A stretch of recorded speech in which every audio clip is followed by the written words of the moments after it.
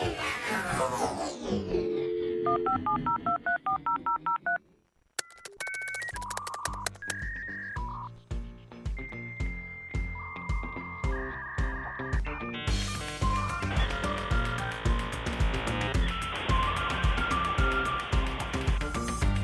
right, we're back for another edition of Les, Keven, More Tech from UTEC.com.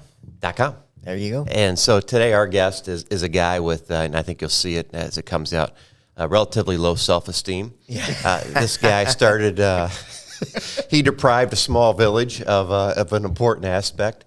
Then he went on to he went to work for some nerd. Yeah. And after working for some nerd, he started working for some lazy boy. Yeah. And now I think he's back partnering with some nerd, and he finds himself today with two losers, two morons on a podcast. So with that, David Behen, welcome. Well, thank you. I'm going to leave now. Dave, can you come fix my computer? No, I can't. I wish I could. So welcome. Thank you. I look forward to this conversation today. So do I. I mean, no, really do. You'd be the first to ever look forward to a conversation with Les and I. Yeah. Most are looking for the door by this time. So I want to get into a little bit of history, but first I just want to preface it. Your current organization, SensCy, is partnered with UTEC. We're excited about the partnership. We see great things, and we're looking for the collaboration. But I'd like to just find out, how did you end up with SensCy? Where did it all start? Where did it begin? That kind of thing. Yeah. Let's get rolling.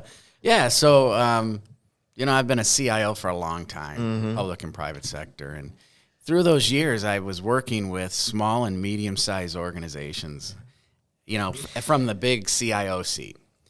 And I just realized, and over the years, I was just kind of watching them, and they really didn't have a full understanding of cybersecurity. As a matter of fact, what happened was I was at Lazy Boy at the furniture market. Right. The furniture market is like the car show, but for furniture, okay? It's really kind of crazy. And I was doing a presentation to them, like Cybersecurity 101, to a bunch, probably 250 independent dealers. Yeah. And after that meeting, I could barely get out of the room because everyone was stopping me, asking me questions about cybersecurity. And it was really basic questions about cybersecurity. And I remember thinking to myself, and that was back in 2019, 2020, thinking to myself, there's a business idea here, because these small and medium-sized organizations just are not getting the support they need, support and expertise they need. And so I went out and I started talking to a few people and started kind of planning this idea of, how do I put together a team that can focus on, put together a proactive program for small and medium-sized organizations. And I went out and I got some really awesome entrepreneurs to work with me. I don't know how. I don't know how. Well, they say the CIO Lazy Boy should know something, right? But people may know heard the name Bhushan Kulkarni. He's one of the great entrepreneurs here in Ann Arbor, Michigan, and we got to give a shout out to Bhushan too, because he's on the WCC Foundation 100% and does amazing work guiding that group for worthy cause. So he absolutely does. He's so involved in the community, and I've known him for a long time, and we started Info Ready together. And he talked to him about it, and he got kind of excited. Yeah. Then I went to this guy named Dave Kelly, who retired, 26 years, Michigan State Police, really smart in kind of the threat intelligence and technology area. And I brought it up to him, and he got really excited. Now, quick step back. How did you connect with him? With Dave Kelly? Yeah, I understand the Bhushan, the neighborhood, the community. You're involved. Yeah, my days when I was the CIO for the state of Michigan. So now we got a CIO for the state of Michigan and Lazy Boy. Yeah, there you go. And so Dave gets excited about this. And then I decide I went fishing one day with this guy named Rick Snyder. And I just mentioned him. I just said to him, I said, hey, Rick, I'm actually thinking about maybe doing a startup around cybersecurity. We didn't even talk about it the rest of the time. Yeah, he's done. He's like, we're fishing, right? And on the way out, we're walking back to our cars, and he said, hey, if you want any advice on that, give me a call. Right.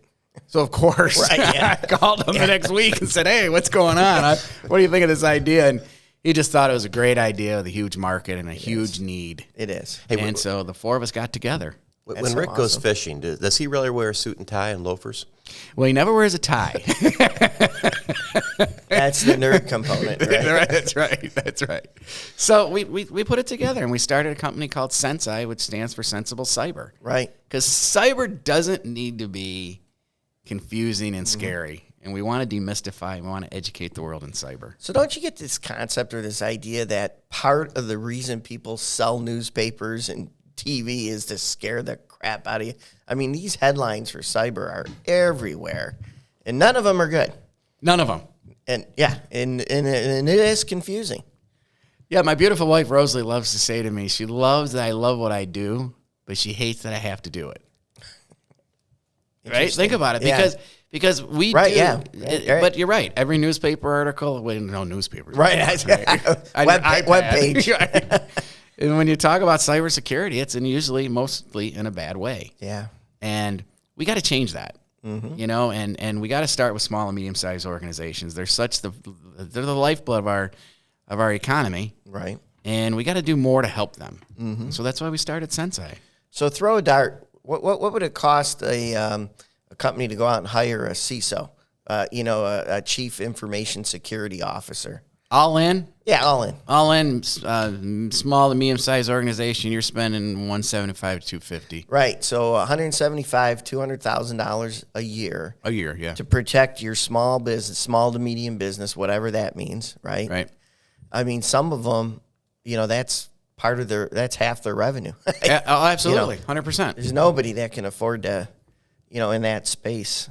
That's right. That's right. And so that's why we wanted to do what we do, and that's why we partner with great companies like you guys. Yeah. So we're pretty excited about that because, when you start to talk about how your organization, the foundation, how it started, those are some pretty powerful people with powerful ideas, right? And for us as an organization, and we have our clients out there, and they fit that target mode, that you're looking for as a business.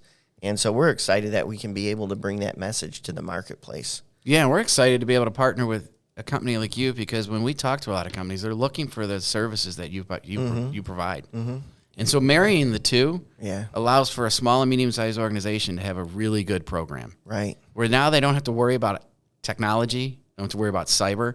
They can worry about making their product, selling their product, and having a great quality of life. Yeah, doing what they do. That's right. Yeah. That's right. So, so you guys are fishing. Yeah. You get your 4 buddies together. Fishing, the real fishing, not the fishing. Right? Yeah, right. Yeah, exactly. It wasn't a fishing attack. With a P. Yeah. We should have had that clarified up when you first brought that up. I don't know. That'd be a good story. The governor and fishing. Farmer fishing together. But no, so, all right. So, how did you, come up with, from the seed, right? It had to have grown because, you've got clients, you've got, you're all over the, the marketplace and in the media right now. So we went out, Rick and I and Dave and Bushin, we went out and we met with small and medium-sized organizations. Some we knew and some we didn't know. And we just asked them what their concerns were about it. We wanted to test the market before we started the company. And they all came back and said, we want an affordable solution. We want it to kind of all be one package. We don't want all these different kind of services coming in. And one of the things they came I thought was really important is they came out and they said, and don't give me a 1-800 number and don't give me a bot. Yeah. Because when I'm having that bad day, right, I can't call a 1-800 number. I can't call a bot. So when we put together our program, we decided every client gets a cyber advocate, gets somebody assigned to you that you get their cell phone number. I have a client that actually calls me a cyber therapist. I don't think I'm qualified for that, but I like that concept though. Yeah. I mean, it's really important. I mean, think about it. That if you're, it's human nature. If you're not comfortable with something, you kind of try to avoid it. We try to make sure they can get comfortable with the concept, and so that means pick up the phone, call us, text us, email us. Let's talk about it. Yeah. So do you think that most of these business owners are almost paralyzed? There's a threat out there. It's just trying to organize your thoughts and having a plan. And kind of what you guys do is come in and give them a benchmark and lay out a plan for them? Yeah, they are paralyzed. As a matter of fact, I had a executive say to me, he used to spend 90% of his time on sales, marketing, operations, things like that to run his company. And he told me he's spending 100% of his time trying to remediate the cyber incident he's currently having. Oh, boy. And so, I mean, you can see that, they're dramatic. Mm-hmm. It's dramatic. And all the things that you do every day to run your business come to a halt if you get hit with a cyber attack. Mm-hmm. Yeah, so, I mean, I think they are a little bit paralyzed. They're just demystifying. We have to demystify it for them. And so that's why we put together, when we go in and give them a cyber health evaluation mm-hmm. to get what we call your SensCy Score, right? It's like your credit score for cybersecurity. That makes it very tangible. If you score a 414 in your financial credit score, yeah, you're in trouble. You're going to be nervous. Right. And you're going to put together a plan immediately to fix that. Mm-hmm. That plan may take 12, 18 months, but you're going to eventually do the things you need to do. The SensCy Score is the same thing, but it's for cybersecurity. Got it. So think about that. You score 414 out of 1,000 on your SensCy Score. You now know that there's certain things you have to do to get it out to 800 like you would your financial score. And that's what we do. We go in and we help them do that. Mm-hmm. And we lay out a clear plan that's affordable and not in tech talk. Matter of fact, you guys will love this. If I talk any acronym, I got to buy you a drink. Right? And we don't do acronyms, right? We try to make this as easy as possible for everybody. So what I hear is your USP is your unique selling is what I keep hearing is demystification, right? So layman's terms, common sense type dialogue, right? Yeah, we want to be their trusted guide. We want them to trust us, help us put together that proactive plan that actually builds a culture within your organization. We want to help guide them through that process. And so you're using the credit scoring model, which virtually every business owner is familiar with. Correct. Right. So it's easy for them to connect the dots, so to speak. Right. Yeah. And then so you find somebody with a 450 credit score or SensCy Score, and then you assign an advocate. So they have a personal person and one-on-one, right? Yeah. And kind of like a coach. Yeah, and we check in with them monthly. Mm-hmm. Either in person or virtual calls. Yeah. Do you come back 6 months and do the rescore them? We do. We change. So once you get to your SensCy Score and you become a client, then we do a cyber health plan for you, and we pull together a whole package that includes policies, education awareness, phishing simulations, scanning. We do external scans. We do dark web scans because, and a lot of times when I talk to business owners about the dark web, they're like, I don't even know what that is, but it scares me. Sounds dark. I'm like, it should scare you, and I'm glad you don't know about it. Right, yeah, right. But then we do executive briefings with them. We put together this whole package. But yeah, we actually are now starting to, with the kind of our newer version of our platform, we're actually going to be changing that SensCy Score and updating that SensCy Score either on a monthly or bi-monthly basis. So you can now look at your SensCy Score and start comparing it to your friend's SensCy Score. Right. Little bragging rights, I hope. Or our SAT scores. Yeah. About the same Let's range. not talk about that. Yeah. So that's cool. So what's been the reception so far? Oh, it's been really good. We just became 1 year old as a startup, and we're excited about that. A lot of companies don't make it the first year. Thankfully, we did. Yeah. We have over 50 clients now, so we're excited about that. Mm-hmm. And the reception's been really good. And we have clients in multiple states too, which is also validating a little bit. Yeah, I like that. Yeah, and the funny thing is, we have clients who do make commercials to software developers, to law firms, to accounting firms, to healthcare firms, to education, you name it. Yeah. And I like to joke. People say, wow, how'd you do that? I said, I wish I was smart enough to plan that, but I didn't. It just goes to show that cyber is everywhere. Widespread. Yeah. And every organization, if you're plugged to the internet, and everyone is, you have a possibility of getting breached. Right. You're at risk. Kev, you were going to say something? When you said at risk, you guys both looked at me. I'm nervous. That's nuts. David, so it sounds like an incredible success story in the making. I hope so. I mean, I'm kind of banking on it, right? Right. And, one of the things I wanted to bring up, too, is, working with a company like you, and I would consider you guys a technology organization, a managed service provider, right? The ability to partner, like hand in glove with you, is really important because it brings that full package, like I said earlier, that full package to your client and to our client, our joint client. And so it's a win-win-win. Yeah, I see a lot of good things on the horizon. I really do for us as an organization. And, and then I really like the way you've built the concept, because there's a lot of people out there and they're using basically fear to sell cyber products. Yeah. And that's their go-to market. Hey, you're gonna be gone if you don't buy our stuff. Right. And I mean, you see them even on billboards where they got this guy with a hood over him and he's in the dark with and there's a lot of fear in that space. So I like the concept of demystification. Yeah, and I would say too, I mean, there is some of the fear too. I mean, if you look at the things that are happening today, let's just take the education arena for right now. They are just, and all predictions are, they're getting hit really hard right now. And the predictions are they're going to continue to get hit really bad over the next couple of years. Right. Because education is traditionally not really funded. For a long time, they didn't fund technology. Now they do. Yeah. Now they're not really funding cyber, and they're going to need to.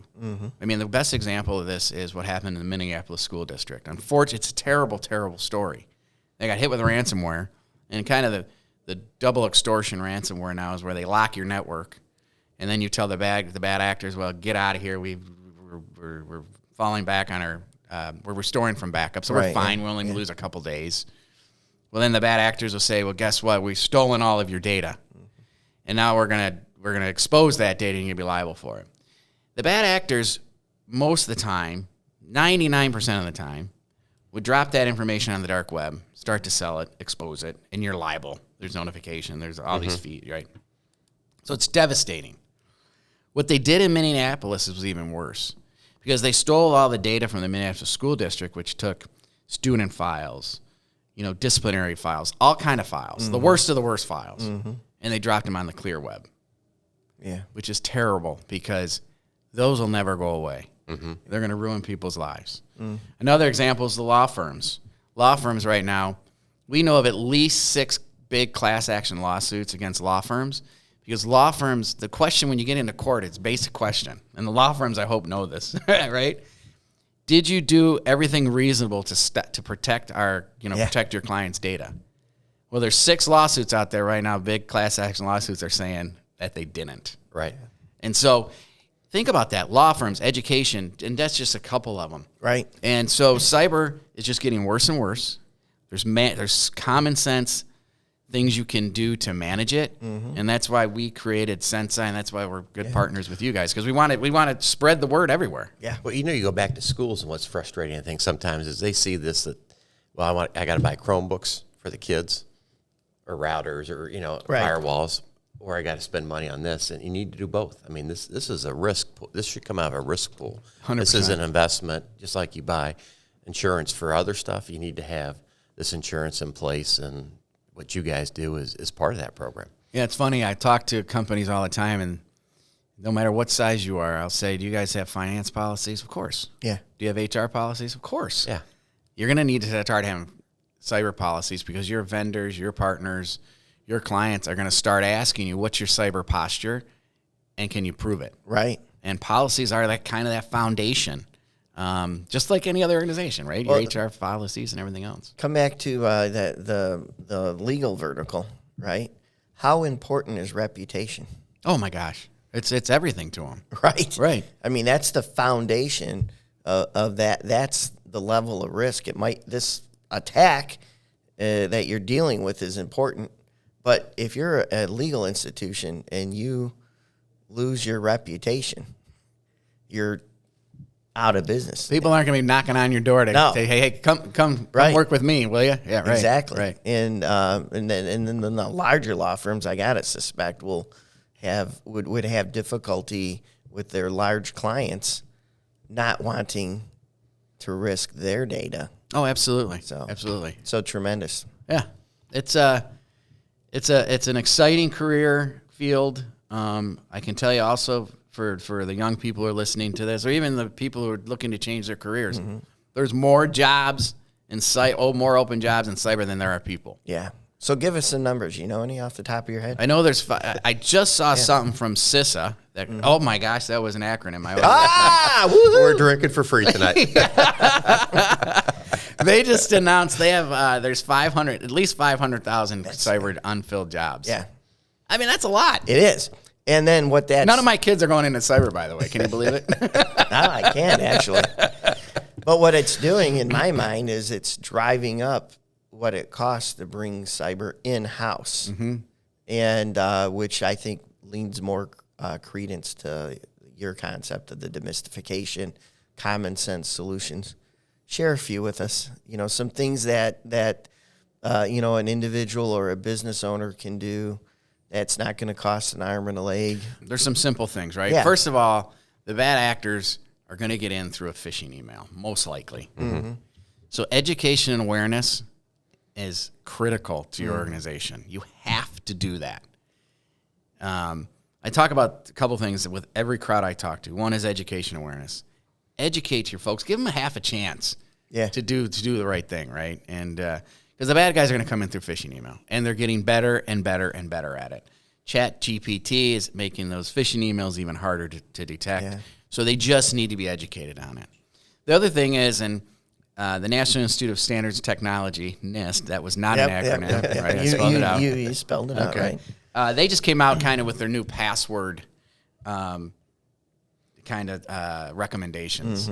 And it's a little convoluted, but, you know, I always tell people, like, we recommend change 90 days or every 6 months, right?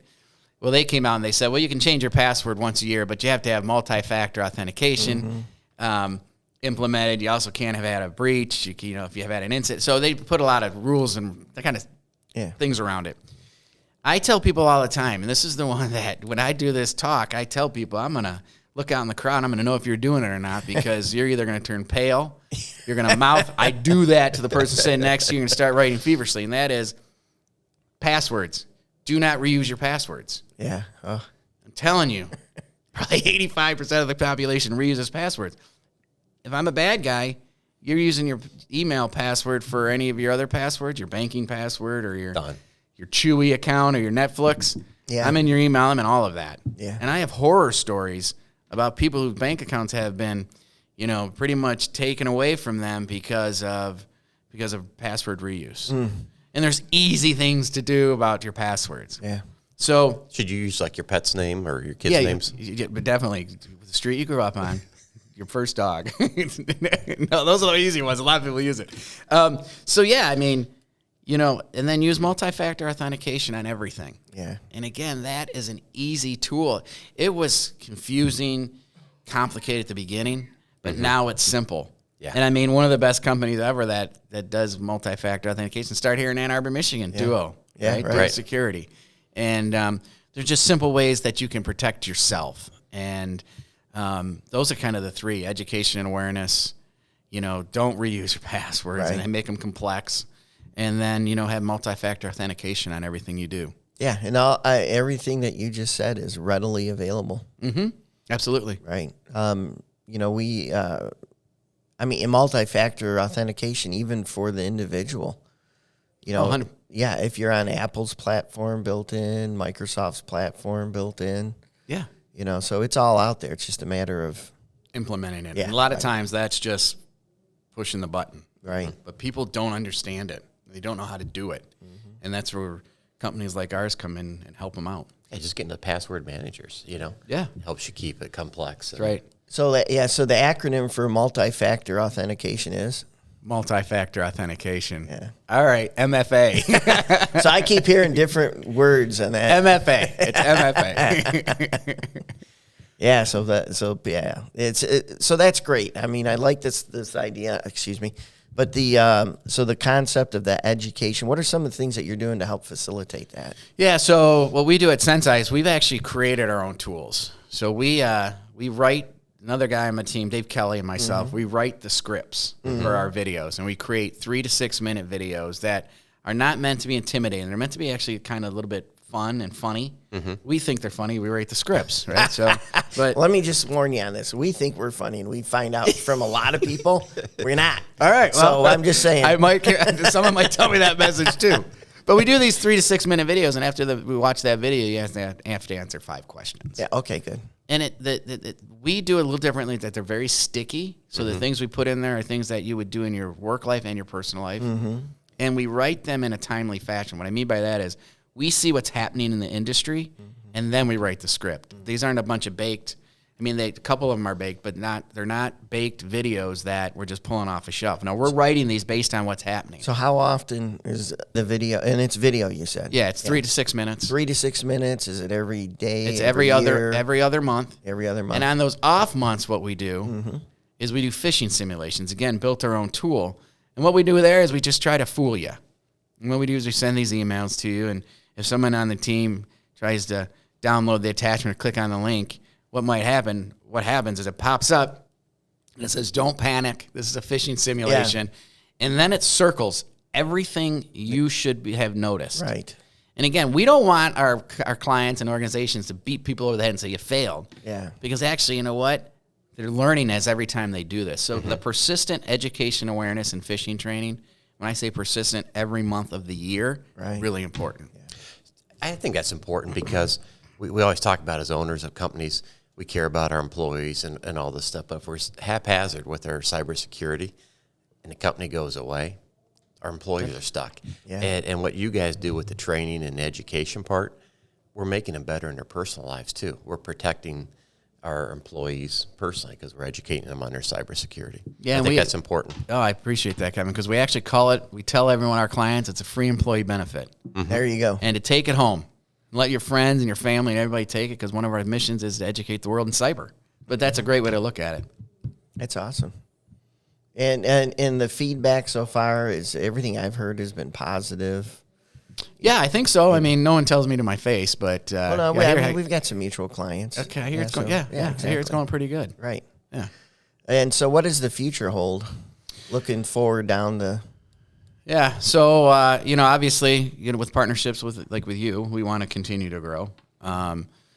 We think we just did a different version of our tool, and so we plan to have a good product roadmap. And our product roadmap, we're looking at every 6 to 12 months because cyber changes so fast. Right. And so that's what we want to do. We have, like I say, we have clients in multiple states. We want to grow with UTEC. We want to take our services together across the United States and just continue to help small and medium-sized organizations because, again, all they really want to do is build their product, sell their product, and have a great quality of life, just like us. Yeah. And so we want to help facilitate that and be the best trusted guide partner for them. Yeah, most small business owners, that I know are good at something. Whether it might be they're fantastic at plumbing, they want to do plumbing. That's exactly right. If they want to own their own private practice, whether it's legal or healthcare, that's what they do, right? They don't want to become, the IT support. They don't want to become cyber. They don't want to become a cyber information security officer. No. They don't want to do that. They want to do what they do. That's exactly right. And so that's bright. Do you see yourself going down a direct to market path or a distribution model? Have you guys thought that far out? All of the above. All the above. Okay. All the above. Yeah, I think at this point, being a year old, and you kind of keep all the lanes open, and you see what hits and works best for you. Yeah. But yeah, we think all of those, what you just the direct channel, everything. Those are all options for us. Good.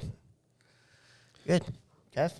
Well, I was just going to say thank you. You guys fill an important need out there, and you're educating people, and I think that's the most important thing. And because again, business owners are experts in their business, and they're not experts in cybersecurity. And they need somebody like you to hold their hand and direct them and lead them along that path.